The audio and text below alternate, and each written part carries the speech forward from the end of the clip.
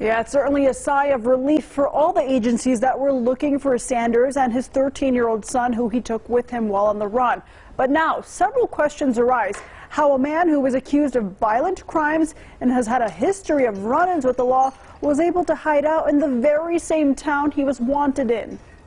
The surprised look on 37-year-old Ryan Sanders' face as his nearly 10-day escape came to an end Wednesday night. And obviously, with a case like this, you don't stop till we find him. And, Captain David Borokowicz with the Nye County Sheriff's Office say they exhausted all their resources in finding Sanders. And for an agency our size, obviously that is draining. Hundreds of tips had come in, but hours before Sanders was found, a tip led officers to a house believing Sanders could be inside, but he wasn't. We searched that initially, and obviously the victim's stuff was not there, and it was there yesterday, so that means he has been back to that house at some point. Sanders is accused of kidnapping, attacking, and sexually assaulting a 74-year-old woman on November 21st in what police call a revenge attack. A family member had a business dealings with the suspect, and that went south, and so this was some sort of revenge for that. The woman was asleep in her home when she woke up to it being burglarized.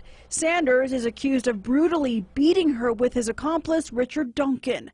That woman was able to get help nearby, leading to Duncan's arrest. But Sanders was nowhere to be found, and neither was his 13-year-old son.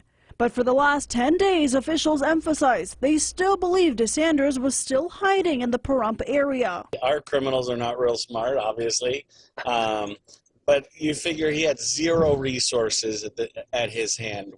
Ultimately, officials say a tip late Wednesday night led them to Sanders hiding in a travel trailer.